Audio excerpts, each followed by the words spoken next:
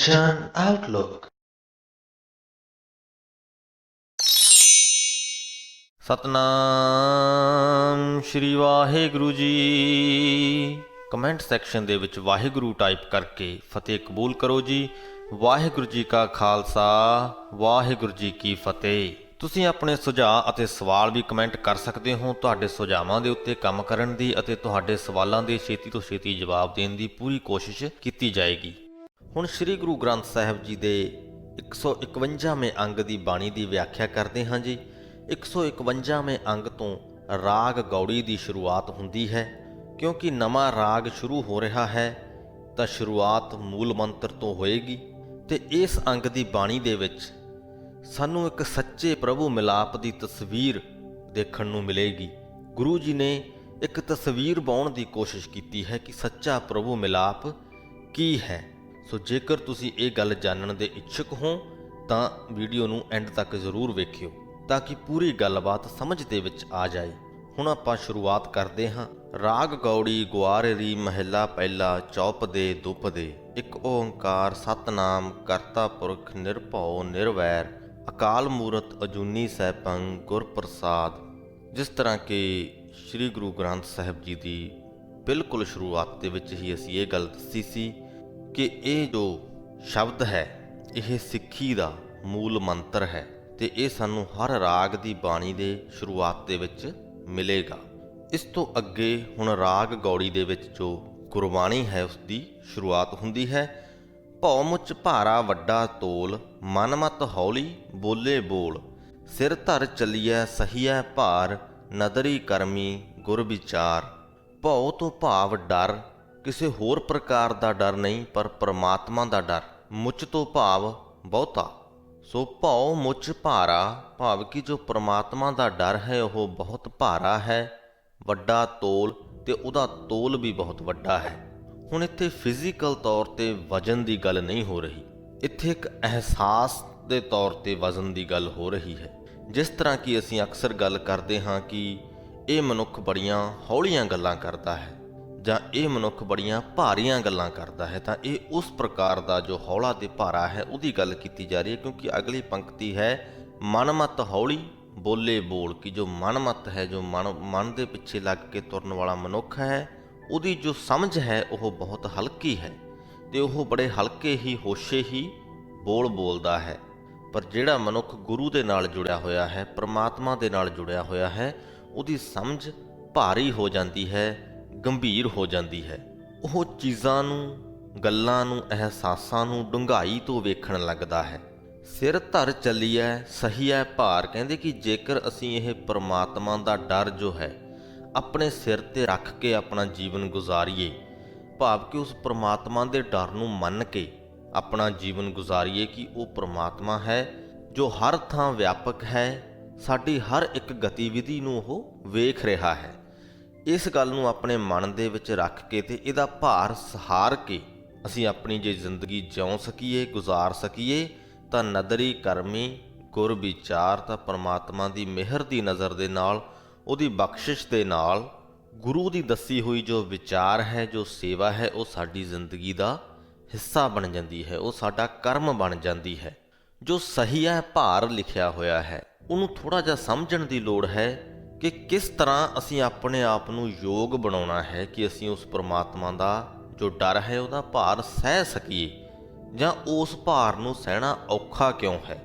ਹਰ ਇਨਸਾਨ ਆਪਣੀ ਜ਼ਿੰਦਗੀ ਦੇ ਵਿੱਚ ਬਹੁਤ ਕੁਝ ਕਰਦਾ ਹੈ ਤੇ ਬਹੁਤ ਵਾਰੀ ਅਜਿਹੀਆਂ ਸਥਿਤੀਆਂ ਦੇ ਵਿੱਚ ਆਪਣੇ ਆਪ ਨੂੰ ਪਾਉਂਦਾ ਹੈ ਕਿ ਜਿੱਥੇ ਉਹ ਸੋਚਦਾ ਹੈ ਕਿ ਮੈਂ ਇਹ ਕਰ ਲੈਂਦਾ ਹਾਂ, ਕਿਹੜਾ ਕਿਸੇ ਨੂੰ ਪਤਾ ਲੱਗੇਗਾ।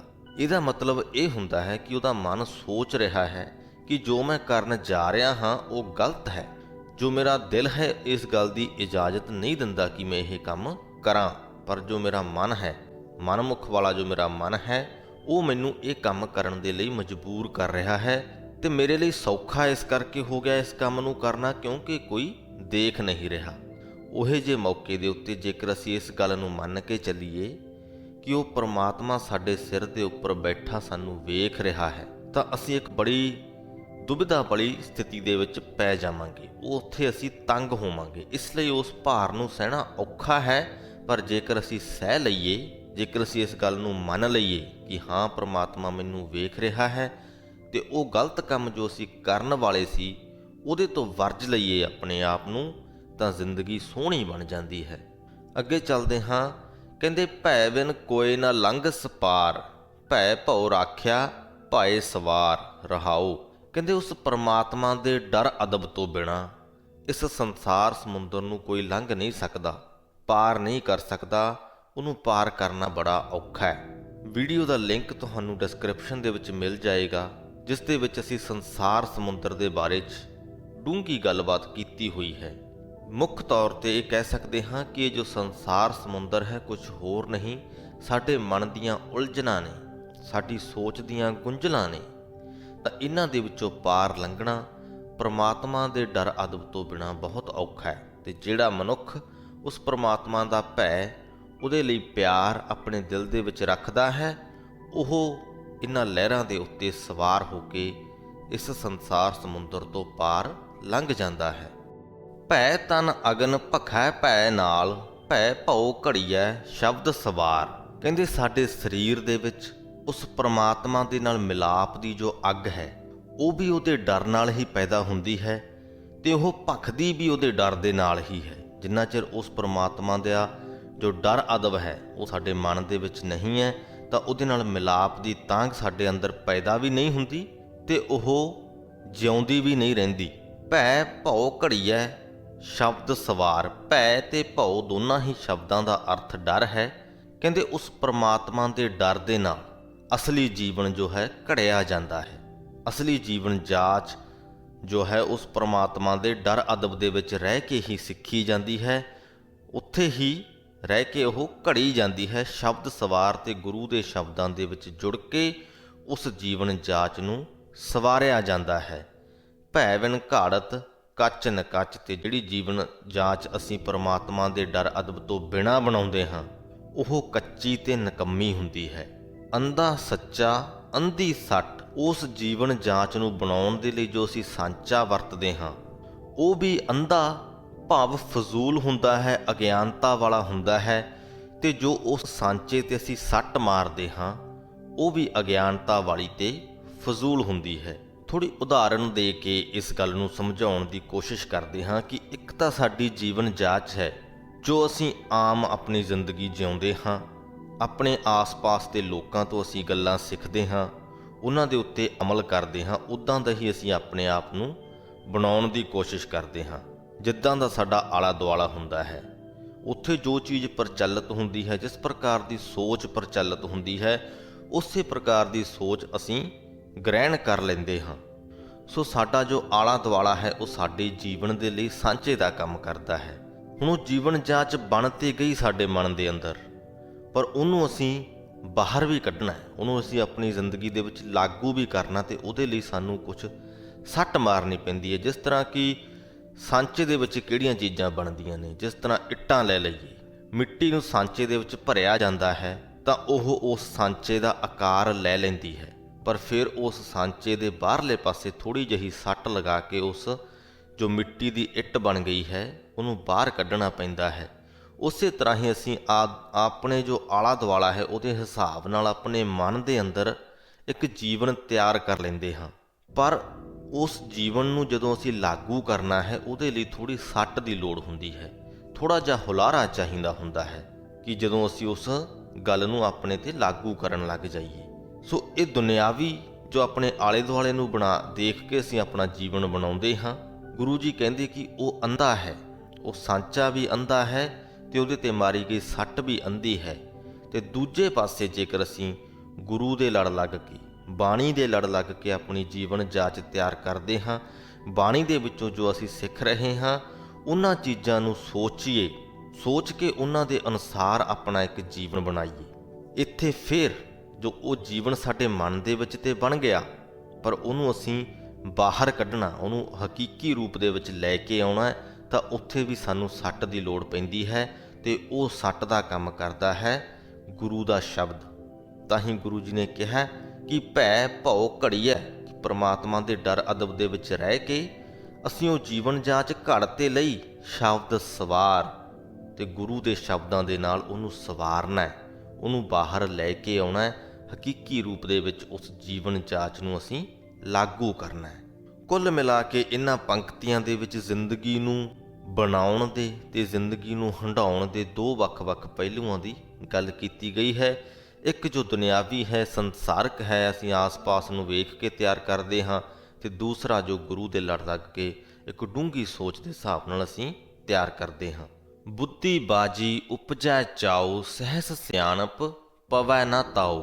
ਬੁੱਧੀ ਤੋਂ ਭਾਵ ਹੈ ਮਨਮੁਖ ਮਨੁੱਖ, ਜਿਹੜਾ ਆਪਣੇ ਆਪ ਨੂੰ ਬੜਾ ਬੋਧੀ ਸਮਝਦਾ ਹੈ ਕਿ ਮੈਂ ਬੜਾ ਗਿਆਨਵਾਨ ਹਾਂ। ਉਹਦੀ ਜੋ ਸੋਚ ਹੈ ਉਹ ਸੰਸਾਰਕ ਚੀਜ਼ਾਂ ਦੇ ਵਿੱਚ ਹੀ, ਸੰਸਾਰਕ ਤਮਾਸ਼ੇ ਦੇ ਵਿੱਚ ਹੀ ਲੱਗੀ ਹੋਈ ਹੈ। ਉਸੇ ਦੇ ਵਿੱਚੋਂ ਹੀ ਉਹਦੇ ਮਨ ਦੇ ਲਈ ਚਾਅ ਉਪਜਦਾ ਹੈ। ਤੇ ਸਹਿਸ ਸਿਆਣਪ ਪਵੈ ਨਾ ਤਾਉ, ਭਾਵੇਂ ਹਜ਼ਾਰਾਂ ਸਿਆਣਪਾਂ ਹੋਣ ਉਸ ਮਨੁੱਖ ਦੇ ਵਿੱਚ, ਕਹਿੰਦੇ ਇੱਕ ਵੀ ਖਾਨੇ ਨਹੀਂ ਪੈਂਦੀ, ਇੱਕ ਵੀ ਕੰਮ ਨਹੀਂ ਆਉਂਦੀ, ਕਿਉਂਕਿ ਉਹਦੀਆਂ ਉਹ ਸਾਰੀਆਂ ਸਿਆਣਪਾਂ ਮਿਲ ਕੇ ਵੀ ਉਹਨੂੰ ਉਹ ਆਤਮਿਕ ਅਵਸਥਾ ਨਹੀਂ ਪ੍ਰਦਾਨ ਕਰ ਸਕਦੀਆਂ ਜਿਹੜੀ ਗੁਰੂ ਦੇ ਸ਼ਬਦ ਜਾਂ ਗੁਰੂ ਦੀ ਬਾਣੀ ਕਰਵਾ ਸਕਦੀ ਹੈ। ਉਨੀਆਂ ਸਿਆਣਪਾਂ ਹੋਣ ਦੇ ਬਾਵਜੂਦ ਵੀ ਉਹ ਸੰਸਾਰਕ ਤਮਾਸ਼ੇ ਦੇ ਵਿੱਚ ਲਿਪਤ ਹੈ। ਉਹਦਾ ਮਨ ਫਿਰ ਵੀ ਅਸ਼ਾਂਤ ਹੈ। ਨਾਨਕ ਮਨਮੁਖ ਬੋਲਣ ਵਾਓ। ਵਾਓ ਤੋਂ ਭਾਵ ਹੋਸ਼ਾ, ਜਿਸ ਤਰ੍ਹਾਂ ਵਾਯੂ ਸ਼ਬਦ ਹੈ ਹਵਾ ਦੇ ਲਈ ਵਰਤਿਆ ਜਾਂਦਾ ਹੈ ਤੇ ਹਵਾ ਬੜੀ ਹਲਕੀ ਹੁੰਦੀ ਹੈ, ਉਸ ਸੰਦਰਭ ਦੇ ਵਿੱਚ ਇਹ ਸ਼ਬਦ ਵਰਤਿਆ ਗਿਆ ਹੈ ਕਿ ਨਾਨਕ ਮਨਮੁਖ ਬੋਲਣ ਵਾਓ, ਕਿ ਹੇ ਨਾਨਕ ਜਿਹੜੇ ਮਨਮੁਖ ਨੇ ਉਹਨਾਂ ਦੇ ਬੋਲ ਹਵਾ ਵਰਗੇ ਹਲਕੇ ਹੁੰਦੇ ਨੇ। ਅੰਧਾ ਅੱਖਰ ਵਾਓ ਦੁਆਓ, ਤੇ ਉਹ ਅੱਖਰ ਅੰਨਾ ਭਾਵ ਕਿ ਪੂਰੀ ਤਰ੍ਹਾਂ ਦੇ ਨਾਲ ਅਗਿਆਨ ਜੋ ਮਨੁੱਖ ਹੈ ਊਲ ਜਲੂਲ ਗੱਲਾਂ ਹੀ ਕਰਦਾ ਹੈ। ਵਾਓ ਦੁਆਓ ਤੋਂ ਭਾਵ ਊਲ ਜਲੂਲ। ਸੋ ਪਿਛਲੀਆਂ ਪੰਕਤੀਆਂ ਦੇ ਵਿੱਚ ਦੋ ਵੱਖ-ਵੱਖ ਜੀਵਨ ਪਹਿਲੂਆਂ ਨੂੰ ਕੰਪੇਅਰ ਕੀਤਾ ਗਿਆ ਸੀ, ਉਹਨਾਂ ਦੀ ਤੁਲਨਾ ਕੀਤੀ ਗਈ ਸੀ, ਤੇ ਇਹਨਾਂ ਪੰਕਤੀਆਂ ਦੇ ਵਿੱਚ ਮਨਮੁਖ ਦੀ ਜੋ ਹੈ ਗੱਲ ਕੀਤੀ ਗਈ ਹੈ ਕਿ ਕਿਸ ਤਰ੍ਹਾਂ ਉਹ ਸੰਸਾਰਕ ਤਮਾਸ਼ੇ ਦੇ ਵਿੱਚ ਲਿਪਟਿਆ ਰਹਿੰਦਾ ਹੈ ਤੇ ਉਹਦੀਆਂ ਸਿਆਣਪਾਂ ਕਿਵੇਂ ਉਹਦੇ ਮਨ ਨੂੰ ਸ਼ਾਂਤ ਕਰਨ ਦੇ ਵਿੱਚ ਅਸਫਲ ਹੁੰਦੀਆਂ ਨੇ। ਕੌੜੀ ਮਹਿਲਾ ਪਹਿਲਾ। ਡਰ ਘਰ ਘਰ ਡਰ, ਡਰ ਡਰ ਜਾਏ, ਸੋ ਡਰ ਕੇਹਾ ਜਿਤ ਡਰ ਡਰ ਪਾਏ। ਇੱਥੇ ਦੋ ਤਰ੍ਹਾਂ ਦੇ ਡਰ ਦੀ ਗੱਲ ਹੋ ਰਹੀ ਹੈ।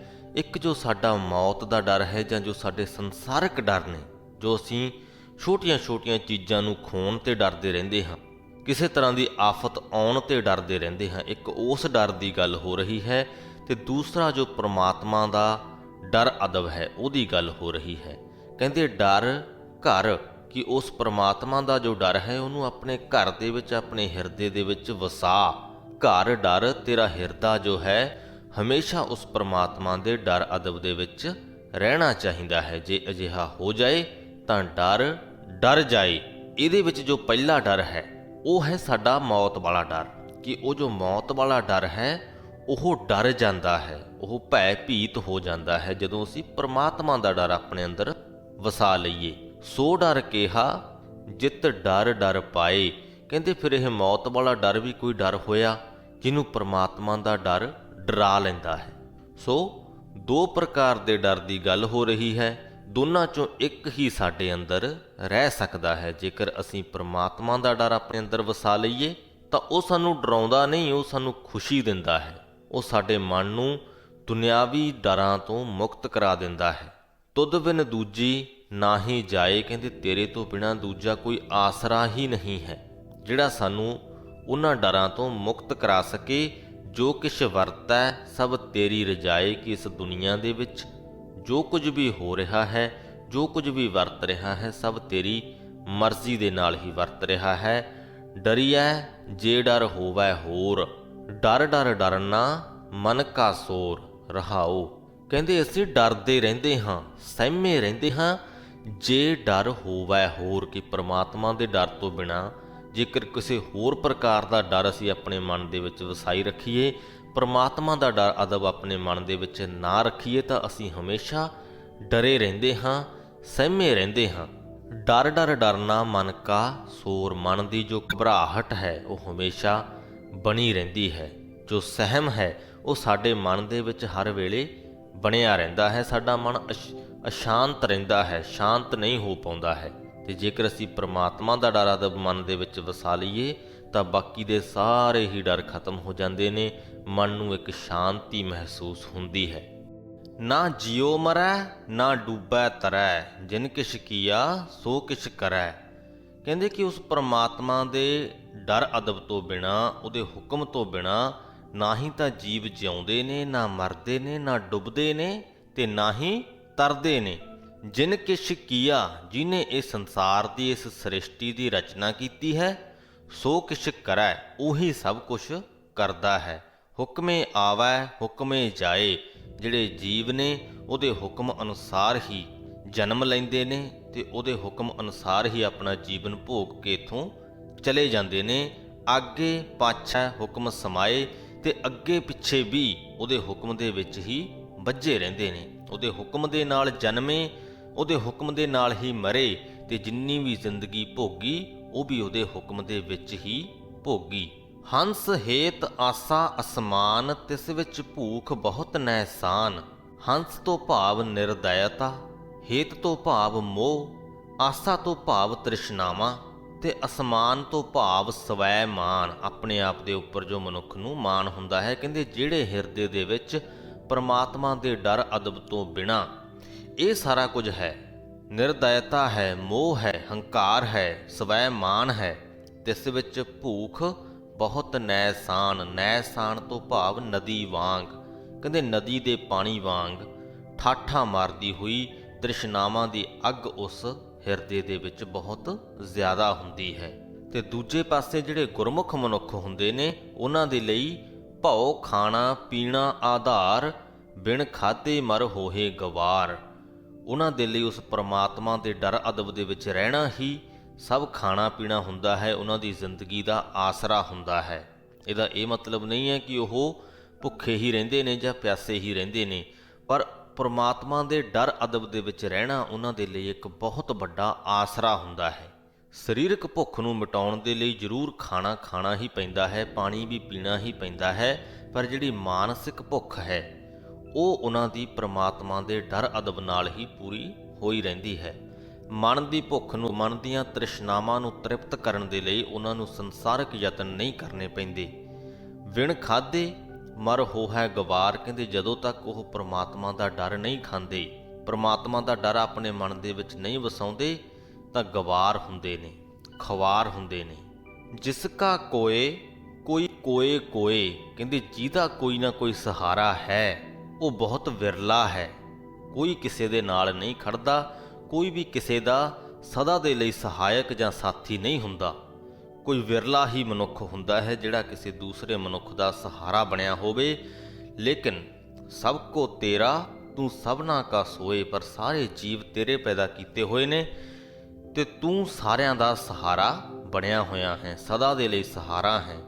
ਜਾ ਕੇ ਜੀ ਜੰਤ ਧਨ ਮਾਲ, ਕਹਿੰਦੇ ਇਹ ਸਾਰੇ ਹੀ ਜੀਵ ਜੰਤ, ਇਹ ਸਾਰਾ ਹੀ ਧਨ ਮਾਲ ਉਸ ਪਰਮਾਤਮਾ ਦਾ ਪੈਦਾ ਕੀਤਾ ਹੋਇਆ ਹੈ, ਉਸੇ ਦਾ ਹੀ ਹੈ। ਨਾਨਕ ਆਖਣ ਬਿਖਮ ਵਿਚਾਰ, ਕਹਿੰਦੇ ਹੇ ਨਾਨਕ, ਜੇਕਰ ਅਸੀਂ ਉਹਦੇ ਇਸ ਸਾਰੇ ਕੀਤੇ ਹੋਏ ਦੇ ਉੱਤੇ ਸਵਾਲ ਖੜੇ ਕਰੀਏ ਕਿ ਉਹ ਜੀਵਾਂ ਨੂੰ ਕਿਵੇਂ ਪੈਦਾ ਕਰਦਾ ਹੈ, ਕਿਵੇਂ ਉਹਨਾਂ ਦੀ ਸੰਭਾਲ ਕਰਦਾ ਹੈ, ਤਾਂ ਇਹ ਬਿਖਮ ਵਿਚਾਰ ਹੈ, ਵਿਅਰਥ ਵਿਚਾਰ ਹੈ, ਕਿਉਂਕਿ ਉਹਦੀਆਂ ਉਹੀ ਜਾਣਦਾ ਹੈ। ਉਹਨੇ ਕਿਵੇਂ ਇਹ ਸ੍ਰਿਸ਼ਟੀ ਪੈਦਾ ਕੀਤੀ ਹੈ, ਕਿਵੇਂ ਇਹ ਜੀਵ ਰਚੇ ਨੇ, ਇੰਨੀਆਂ ਕੰਪਲੈਕਸ ਸਟਰਕਚਰਸ ਨੇ ਜੀਵਾਂ ਦੀਆਂ, ਸਾਰੇ ਹੀ ਜੀਵਾਂ ਦੀਆਂ, ਇਹ ਉਹੀ ਜਾਣ ਸਕਦਾ ਹੈ। ਅਸੀਂ ਉਹਦਾ ਅੰਤ ਨਹੀਂ ਪਾ ਸਕਦੇ, ਉਹਦੀਆਂ ਇਹਨਾਂ ਕਰਾਮਾਤਾਂ ਦਾ ਅੰਦਾਜ਼ਾ ਨਹੀਂ ਲਾ ਸਕਦੇ। ਅਗਲਾ ਜੋ ਸ਼ਬਦ ਹੈ ਉਸ ਦੇ ਵਿੱਚੋਂ ਰਹਾਉ ਵਾਲੀਆਂ ਪੰਕਤੀਆਂ ਦੀ ਵਿਆਖਿਆ ਅਸੀਂ ਅਖੀਰ ਦੇ ਵਿੱਚ ਕਰਾਂਗੇ। ਉਹਦਾ ਕਾਰਨ ਇਹ ਹੈ ਕਿ ਬਾਕੀ ਦੀਆਂ ਰਹਾਉ ਵਾਲੀਆਂ ਪੰਕਤੀਆਂ ਨੂੰ ਛੱਡ ਕੇ ਬਾਕੀ ਦੀਆਂ ਜੋ ਪੰਕਤੀਆਂ ਹਨ ਉਹਨਾਂ ਦੇ ਵਿੱਚ ਗੁਰੂ ਜੀ ਨੇ ਇੱਕ ਘਟਨਾਕ੍ਰਮ ਬਿਆਨ ਕੀਤਾ ਹੈ ਤੇ ਰਹਾਉ ਵਾਲੀਆਂ ਪੰਕਤੀਆਂ ਦੇ ਵਿੱਚ ਉਸ ਘਟਨਾਕ੍ਰਮ ਦਾ ਜ਼ਿਕਰ ਕੀਤਾ ਹੈ ਤੇ ਕੁਝ ਗੱਲ ਆਖੀ ਹੈ। ਅਸੀਂ ਬਾਣੀ ਪੜ੍ਹਦੇ ਹਾਂ, ਕਹਿੰਦੇ ਗੌੜੀ ਮਹਿਲਾ ਪਹਿਲਾ, ਮਾਤਾ ਮਤ ਪਿਤਾ ਸੰਤੋਖ, ਕਹਿੰਦੇ ਕਿ ਹੇ ਮਨੁੱਖ, ਤੂੰ ਮੱਤ ਨੂੰ, ਸੋਹਣੀ ਮੱਤ ਨੂੰ, ਸੋਹਣੇ ਗਿਆਨ ਨੂੰ, ਸਮਝ ਨੂੰ, ਸੂਝ ਨੂੰ ਆਪਣੀ ਮਾਤਾ ਬਣਾ ਲੈ, ਸੰਤੋਖ ਨੂੰ ਆਪਣਾ ਪਿਤਾ ਬਣਾ ਲੈ। ਸਤ ਭਾਈ ਕਰ ਇਹ ਵਿਸੇਖ, ਸਤ ਤੋਂ ਭਾਵ ਦਾਨ ਪੁੰਨ, ਖਲਕਤ ਦੀ ਸੇਵਾ, ਮਨੁੱਖਤਾ ਦੀ ਸੇਵਾ, ਕਹਿੰਦੇ ਮਨੁੱਖਤਾ ਦੀ ਸੇਵਾ ਨੂੰ ਆਪਣਾ ਭਰਾ ਮੰਨ ਲੈ। ਵਿਸੇਖ ਤੋਂ ਭਾਵ ਹੈ ਉਚੇਚਾ। ਕਹਿੰਦੇ ਉਚੇਚੇ ਤੌਰ ਤੇ ਤੂੰ ਖਲਕਤ ਦੀ ਸੇਵਾ ਨੂੰ ਆਪਣਾ ਭਰਾ ਮੰਨ ਲੈ। ਅੱਗੇ ਰਹਾਉ ਵਾਲੀਆਂ ਪੰਕਤੀਆਂ ਹਨ। ਕਹਿਣਾ ਹੈ ਕਿਛ ਕਹਿਣ ਨਾ ਜਾਏ, ਤੋ ਕੁਦਰਤ ਕੀਮਤ ਨਹੀਂ ਪਾਏ ਰਹਾਉ। ਇਹਨਾਂ ਦੀ ਵਿਆਖਿਆ ਅਸੀਂ ਬਾਅਦ ਦੇ ਵਿੱਚ ਕਰਦੇ ਹਾਂ, ਪਹਿਲਾਂ ਅੱਗੇ ਚੱਲਦੇ ਹਾਂ। ਕਹਿੰਦੇ ਸਰਮ ਸੁਰਤ ਦੋਏ ਸਸੁਰ ਭਏ। ਸਰਮ ਤੋਂ ਭਾਵ ਮਿਹਨਤ, ਸੁਰਤ ਤੋਂ ਭਾਵ ਸਮਝ। ਕਹਿੰਦੇ ਮਿਹਨਤ ਤੇ ਸਮਝ, ਉੱਚੀ ਸੁਰਤ, ਦੋਹਾਂ ਨੂੰ ਆਪਣਾ ਸਸੁਰਾਲ ਬਣਾ ਲੈ, ਆਪਣਾ ਸਹੁਰਾ ਘਰ ਬਣਾ ਲੈ, ਸੱਸ ਸਹੁਰਾ ਬਣਾ ਲੈ। ਕਰਨੀ ਕਾਮਣ ਕਰ ਮੰਨ ਲੈ। ਜੋ ਕਰਨੀ ਹੈ, ਜੋ ਤੂੰ ਕਾਰਜ ਕਰਦਾ ਹੈ, ਜੋ ਤੇਰੀ ਜ਼ਿੰਦਗੀ ਹੈ, ਉਹਨੂੰ ਸੁਚੱਜੀ ਬਣਾ ਕੇ ਇਸਤਰੀ ਮੰਨ ਲੈ। ਕਾਮਣ ਤੋਂ ਭਾਵ ਇਸਤਰੀ, ਕਿ ਆਪਣੀ ਜ਼ਿੰਦਗੀ ਨੂੰ, ਆਪਣੀ ਸੁਚੱਜੀ ਜ਼ਿੰਦਗੀ ਨੂੰ ਇਸਤਰੀ ਕਰਕੇ ਮੰਨ ਲੈ, ਆਪਣੀ ਪਤਨੀ ਕਰਕੇ ਮੰਨ ਲੈ। ਅੱਗੇ ਵਿਆਹ ਦਾ ਜ਼ਿਕਰ ਹੈ। ਕਹਿੰਦੇ ਸਾਹਾ ਸੰਜੋਗ ਵਿਆਹੋ ਵਿਯੋਗ। ਕਹਿੰਦੇ ਜੇ ਸਤ ਸੰਗਤ ਦੇ ਵਿੱਚ ਜਾਣਾ ਪਰਮਾਤਮਾ ਦੇ ਨਾਲ ਵਿਆਹ ਕਰਾਉਣ ਦੇ ਬਰਾਬਰ ਮੰਨ ਲਿਆ ਜਾਵੇ। ਇਹਦੇ ਤੋਂ ਇਹ ਭਾਵ ਲੈਣਾ ਚਾਹੀਦਾ ਹੈ ਕਿ ਜਿਸ ਤਰ੍ਹਾਂ ਵਿਆਹ ਦੀ ਜੋ ਤਰੀਕ ਹੈ, ਜੇ ਬੰਨੀ ਜਾਏ ਤਾਂ ਉਹਦੇ ਤੋਂ ਮੁੱਕਰਿਆ ਨਹੀਂ ਜਾਂਦਾ। ਬਹੁਤ ਔਖਾ ਹੋ ਜਾਂਦਾ ਹੈ ਉਸ ਤਰੀਕ ਨੂੰ ਟਾਲਣਾ। ਕਹਿੰਦੇ ਕਿ ਹੇ ਜੀਵ ਇਸਤਰੀ, ਤੂੰ ਸਤ ਸੰਗਤ ਨੂੰ ਵਿਆਹ ਦਾ ਸਾਹਾ ਹੀ ਮੰਨ ਲੈ, ਵਿਆਹ ਦੀ ਤਰੀਕ ਹੀ ਮੰਨ ਲੈ, ਜਿਹੜੀ ਨੂੰ ਟਾਲਿਆ ਨਹੀਂ ਜਾ ਸਕਦਾ। ਭਾਵ ਸਤ ਸੰਗਤ ਤੋਂ ਟਲਣਾ, ਕੋਈ ਵੀ ਆਨਾਕਾਨੀ ਨਾ ਕਰ। ਸਤ ਸੰਗਤ ਦੇ ਵਿੱਚ ਜਾ ਕੇ ਜੁੜ ਤਾਂ ਕਿ ਤੇਰਾ ਉਸ ਪਰਮਾਤਮਾ ਦੇ ਨਾਲ ਮਿਲਾਪ ਹੋ ਸਕੇ। ਤੇ ਸੱਚ ਸੰਤਤ ਕਹੋ ਨਾਨਕ ਜੋਗ। ਤੇ ਜਦੋਂ ਤੇਰਾ ਪਰਮਾਤਮਾ ਦੇ ਨਾਲ ਮਿਲਾਪ ਹੋ ਗਿਆ, ਪਰਮਾਤਮਾ ਦਾ ਸੱਚ ਤੇਰੇ ਹਿਰਦੇ ਦੇ ਵਿੱਚ ਵਸ ਗਿਆ, ਤਾਂ ਉਹ ਸਮਝ ਲਈ ਕਿ ਤੈਨੂੰ ਸੰਤਾਨ ਪੈਦਾ ਹੋਈ ਹੈ। ਕਹੋ ਨਾਨਕ ਜੋਗ ਭਾਵ ਕਿ ਹੇ ਨਾਨਕ ਆਖ ਕਿ ਜੇ ਅਜਿਹਾ ਹੋਵੇ ਤਾਂ ਇਹ ਸੱਚਾ ਪ੍ਰਭੂ ਮਿਲਾਪ ਹੈ। ਹੁਣ ਅਸੀਂ ਇਸ ਸਾਰੇ ਸ਼ਬਦ ਦਾ ਸਾਰਾਂਸ਼ ਕਰਦੇ ਹਾਂ ਕਿ ਸੱਚਾ ਪ੍ਰਭੂ ਮਿਲਾਪ ਕੀ ਹੈ। ਸੱਚਾ ਪ੍ਰਭੂ ਮਿਲਾਪ ਉਹ ਹੈ ਜਦੋਂ ਤੁਸੀਂ ਸਤ ਸੰਗਤ ਦੇ ਵਿੱਚ ਜਾਣ ਤੋਂ ਨਾ ਕਤਰਾਓ, ਆਪਣੀ ਮੱਤ ਨੂੰ ਉੱਚੀ ਕਰ ਲਵੋ, ਖਲਕਤ ਦੀ ਸੇਵਾ ਦਾ ਸੰਦਰਭ ਆਪਣੇ ਦਿਲ ਦੇ ਵਿੱਚ ਰੱਖੋ ਤੇ ਮਿਹਨਤ ਕਰੋ, ਜ਼ਿੰਦਗੀ ਨੂੰ ਸੁਚੱਜੀ ਬਣਾ ਲਵੋ। ਇਹ ਸਾਰਾ ਕੁਝ ਜਦੋਂ ਤੁਸੀਂ ਕਰਦੇ ਹੋ ਤਾਂ ਤੁਸੀਂ ਉਸ ਪਰਮਾਤਮਾ ਦੇ ਨਾਲ ਪੂਰਨ ਮਿਲਾਪ ਹਾਸਲ ਕਰ ਲੈਂਦੇ ਹੋ। ਹੁਣ ਅਸੀਂ ਰਹਾਉ ਵਾਲੀਆਂ ਪੰਕਤੀਆਂ ਤੇ ਆਉਂਦੇ ਹਾਂ। ਕਹਿੰਦੇ ਕਹਿਣਾ ਹੈ ਕਿਛ ਕਹਿਣ ਨਾ ਜਾਏ, ਕਿ ਤੇਰੇ ਨਾਲ ਜੋ ਮਿਲਾਪ ਅਵਸਥਾ ਹੈ ਉਹ ਬਿਆਨ ਨਹੀਂ ਕੀਤੀ ਜਾ ਸਕਦੀ, ਕਹੀ ਨਹੀਂ ਜਾ ਸਕਦੀ, ਦੱਸੀ ਨਹੀਂ ਜਾ ਸਕਦੀ। ਤੋ ਕੁਦਰਤ ਕੀਮਤ ਨਹੀਂ ਪਾਏ, ਤੇਰੀ ਕੁਦਰਤ ਦੀ ਕੀਮਤ ਨਹੀਂ ਪਾਈ ਜਾ ਸਕਦੀ। ਮੈਂ ਤਾਂ ਸਿਰਫ ਇਹਨਾਂ ਪੰਕਤੀਆਂ ਦੇ ਰਾਹੀਂ ਥੋੜ੍ਹੀ ਜਿਹੀ ਤਸਵੀਰ ਹੀ ਪੇਸ਼ ਕਰਨ ਦੀ ਕੋਸ਼ਿਸ਼ ਕੀਤੀ ਹੈ। ਇਸ ਦੇ ਨਾਲ ਹੀ ਸ੍ਰੀ ਗੁਰੂ ਗ੍ਰੰਥ ਸਾਹਿਬ ਜੀ ਦੇ 151ਵੇਂ ਅੰਗ ਦੀ ਬਾਣੀ ਦੀ ਸਮਾਪਤੀ ਹੁੰਦੀ ਹੈ ਜੀ। ਜਿਸ ਤਰ੍ਹਾਂ ਕਿ ਇਸ ਵੀਡੀਓ ਦੀ ਸ਼ੁਰੂਆਤ ਦੇ ਵਿੱਚ ਕਿਹਾ ਸੀ ਕਿ ਗੁਰੂ ਜੀ ਨੇ ਇਸ ਅੰਗ ਦੀ ਬਾਣੀ ਦੇ ਵਿੱਚ ਇੱਕ ਸੱਚੇ ਪ੍ਰਭੂ ਮਿਲਾਪ ਦੀ ਤਸਵੀਰ ਪੇਸ਼ ਕੀਤੀ ਹੈ, ਜੋ ਕਿ ਅਸੀਂ ਆਖਰੀ ਵਾਲੇ ਸ਼ਬਦ ਦੇ ਵਿੱਚ ਵੇਖੀ ਹੈ। ਉਮੀਦ ਕਰਦੇ ਹਾਂ ਕਿ ਤੁਸੀਂ ਇਸ ਗੱਲ ਨੂੰ ਸਮਝ ਗਏ ਹੋਵੋਗੇ ਤੇ ਜੋ ਉਹ ਪ੍ਰਭੂ ਮਿਲਾਪ ਵਾਲੀ ਜੋ ਜ਼ਿੰਦਗੀ ਹੈ, ਉਹਦੀ ਜੋ ਤਸਵੀਰ ਪੇਸ਼ ਕੀਤੀ ਹੈ, ਆਪਣੀ ਜ਼ਿੰਦਗੀ ਨੂੰ ਉਸ ਤਰ੍ਹਾਂ ਦੀ ਬਣਾਉਣ ਦੀ ਕੋਸ਼ਿਸ਼ ਕਰੋਗੇ। ਗੁਰੂ ਦੀ ਬਾਣੀ ਦੇ ਨਾਲ ਇਸੇ ਤਰ੍ਹਾਂ ਹੀ ਜੁੜੇ ਰਹੋ। ਵੀਡੀਓ ਨੂੰ ਅੱਗੇ ਜ਼ਰੂਰ ਸ਼ੇਅਰ ਕਰ ਦਿਓ ਤੇ ਇਸੇ ਸੰਦੇਸ਼ ਦੇ ਨਾਲ ਫਤਿਹ ਕਬੂਲ ਕਰੋ ਜੀ। ਵਾਹਿਗੁਰੂ ਜੀ ਕਾ ਖਾਲਸਾ, ਵਾਹਿਗੁਰੂ ਜੀ ਕੀ ਫਤਿਹ।